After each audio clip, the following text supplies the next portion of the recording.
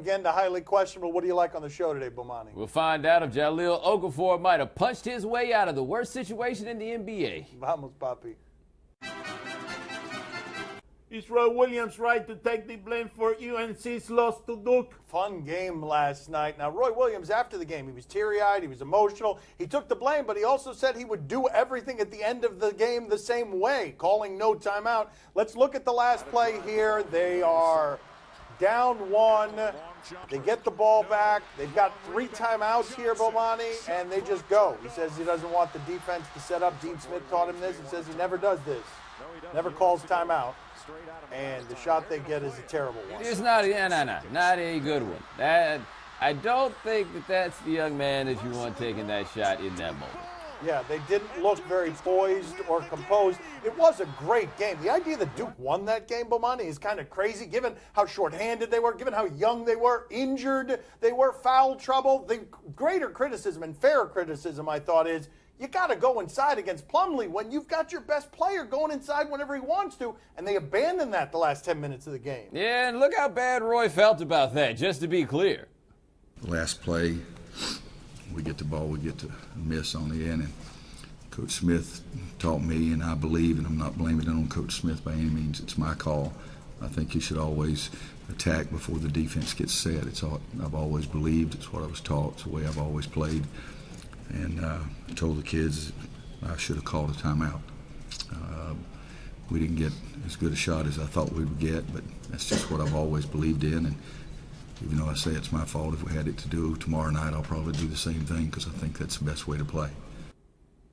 Look, Roy's as easy a target as there is for somebody who's been as successful as he is. But the reason he's an easy target is what he said right there. He's got a plan, and he's going to do what he does every time. This isn't about adjustment with him because it wasn't really about adjustment with Dean Smith. It was, this is how we're coming in to do things. This is what we're going to do. Here's the reason they lost that game. Duke made 7 3-pointers. North Carolina made 1. When you're shooting single digits in the 3-pointers in 2016, you're probably going to lose. I don't care how many players the other team has. Oh, I made the wrong call. I should have called timeout. Hey, Roy, you just blew it. You know, you're overrated. You know, next time around, you better be careful because you're going to lose your job. To be fair to Roy, most of the people criticizing him for not calling timeout would have no faith in whatever play he called up in said timeout. Like, there's no way Roy was going to win with people on this. Should the ref have called Texas Tech for traveling in the final seconds last night? Hey, how about the Fighting Tubbies? They've got 3 big wins in a row after this win over Oklahoma last night at the United Supermarkets Arena. That sounds very scenic. But here's the thing.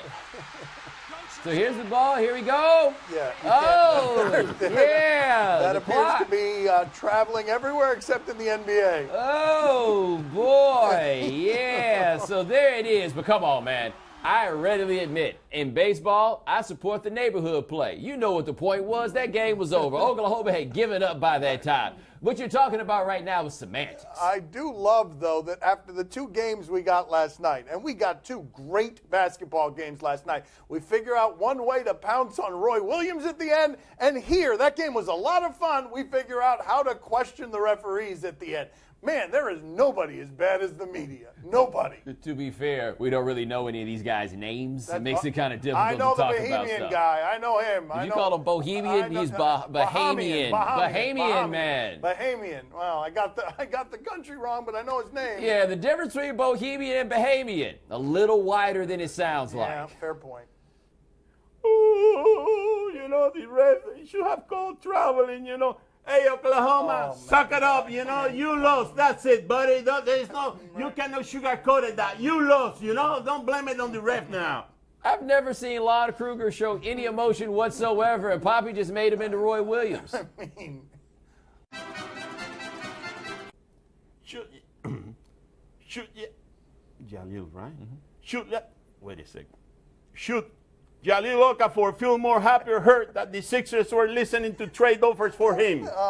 He should be happy that they were taking trade offers. Why would he want to be there? His reputation is in tatters a little bit because of some of the stuff that has happened off the court. There's a lot of losing there. That can't be fun. They brought in Elton Brand, only to mentor him. They brought in old Elton Brand just to sit next to him and teach him things. But if you get to a better place with a new start, my guess is that he would like that, where there aren't 45 centers bouncing into each other. Well, there's always the question, how do you fit Okafor and Nerlens Noel together if neither one of them really has a perimeter game? So if you're Okafor, if you're rational, you can understand why they do it for basketball reasons. Those guys usually aren't rational about these things. I'd be so thrilled if I were him, though. Like, if all the stuff I did before made them think about trading me, I'd walk upstairs and punch Jerry Colangelo in the face and make sure this is done by 3 o'clock. Like, 2:45. All right. I wouldn't punch Colangelo. He looks real tough. I will punch the other guy, the netted guy. You punch Hinkie. That's right. The problem is that Hinkie doesn't have any power anymore. You punch him, he can't actually trade you. It goes up to Colangelo. You got to go punch him. And I could be wrong, but I'm pretty sure Hinkie would call the cops. Are you as confused as George Karl about why the Kings fired his assistant and not him? Yeah, the Kings fired Vance Wahlberg. I know you hear that and you think he might be with Marky Mark and the Funky Bunch, but no, he's just an assistant coach for the Kings. He was George Karl's top assistant, and after all this talk about firing George Karl, they fire the guy under him. Are they trying to make him quit? Because this is normally a way that you go about trying to make somebody quit. But my guess is it's just being the Sacramento Kings. I mean, you rarely get this situation where George Karl is saying, I'm disappointed and I'm confused, and Vlade Divac is saying, yeah, we knew George would be, and you're not actually accomplishing anything, because Divac is saying we wanted to shake things up. Never does a firing of an assistant coach end up in anything being actually shaken up. I'm with Bomani on this. I think they're trying to actively bother George Karl. I think that there are other moves that the Sacramento Kings will do to actively bother George Karl, and getting rid of his friends is a decent start. Hey, George, keep your mouth shut. Don't say anything, you know. Don't quit, you know. Yeah. Let them pay. If you get fired, let them pay all that money that they offer you in your contract. Stay low, you know, and don't say it. Just roll with the punches. That's all. That's my advice to you. Also worth noting, through this season, perhaps the sanest person in Sacramento has been DeMarcus Cousins. Coming up next on my son Stevie's show, we talk to Dale Earnhardt Jr. So we have this tradition where we go to the same Walgreens every year, and she goes into we're in the rental car, she gets out, goes into Walgreens and gets candy and whatever, and then she comes out to the car, and then I go in and get the candy and the flowers, and then we go out. Joining us at the beach today is Dale Earnhardt Jr. All right, you know who he is, and he'll be racing in the Daytona 500 this Sunday. Let's get to know him a little better. Dale, either professionally or personally, what would you say was your least confident time where you were really struggling with doubt or insecurity? Around 2010, 2009, my performance at the racetrack had fell off considerably. I was struggling to finish in the top 20 in points, struggling to finish in the top 20 in races, and I went from being successful most of my career and having consistency and at least running well and finishing well and realizing my potential each week to not even being close. And the communication between me and my crew, it all had deteriorated. I was losing some great relationships and I had a lot of struggles. Losing great relationships because of the losing? Yeah, me and my cousin Tony Jr., we had worked together. We grew up together. We used to race each other on foot around the shop. I mean, when we were kids, we Halloween together, trick-or-treat together. When we were 3 or 4 with those plastic masks and cheap costumes. Me and him, he was my crew chief in 2008. And we split up around 2009, middle of 2009.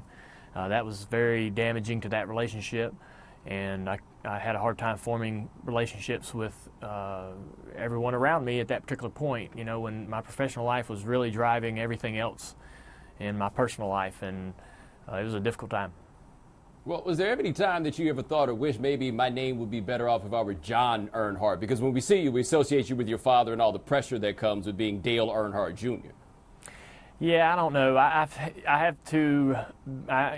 answer that question just as honest as I can. I've really had a lot of great opportunities in my life, and strictly because of who I am. I know that my father's success and his relationships have opened a lot of doors to me. It's endeared a lot of people to me just because of my connection to him.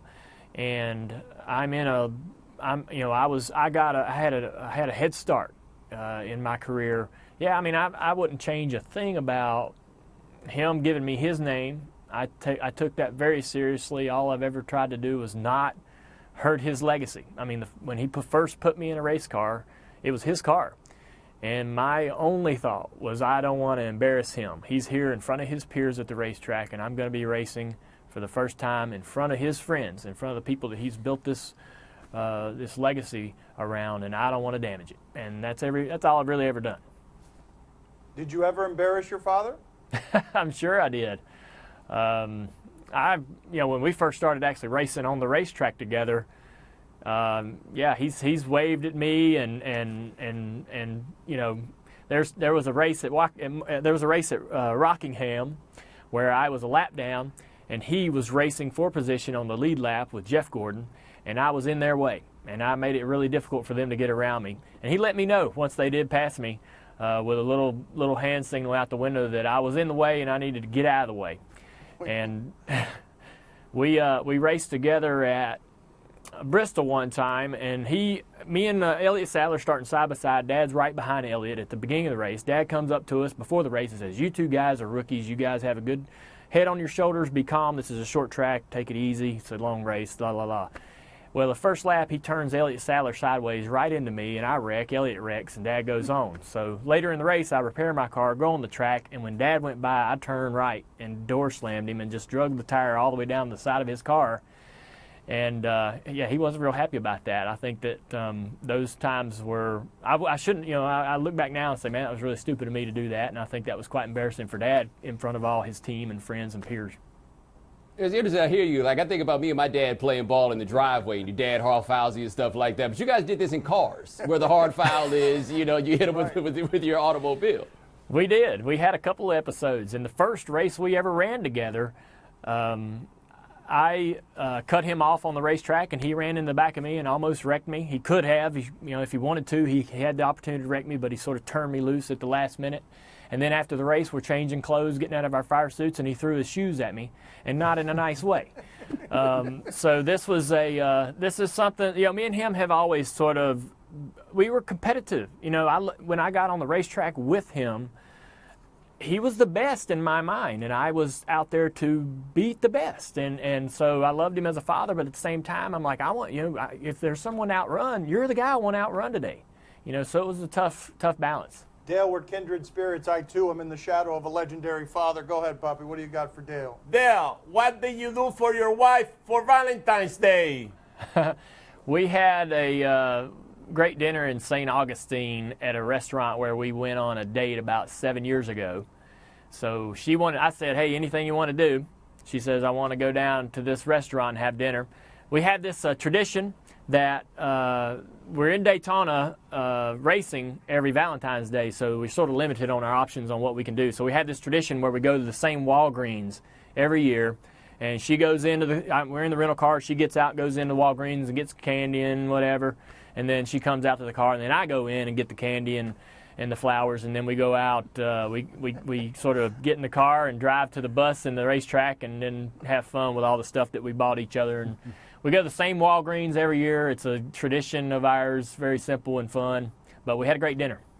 Walgreens, the den of love. Walgreens. That's what I buy my presents, for Valentine's Day every year. Okay. I bought a nice car this year, All right. and I surprised the old lady. All right. I didn't know they had a romance department. Thank you, Dale. Good talking to you. Thanks, guys. A lot of fun.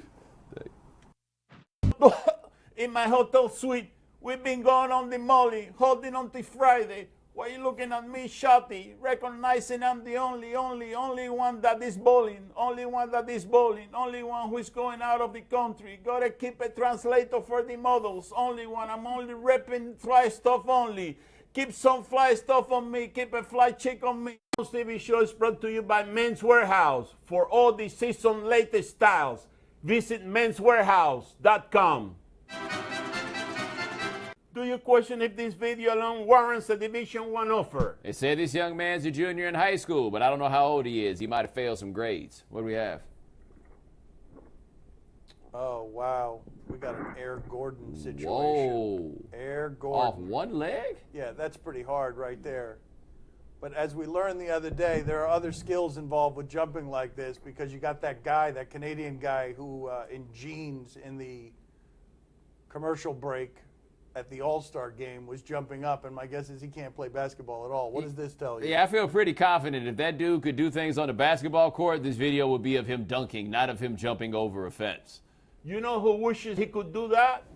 This guy. Oh, let's see here. Oh, yeah. Remember him? Oh, this guy. I remember this guy. Yeah. This is the greatest video in the history of this show. I mean, look, this guy here.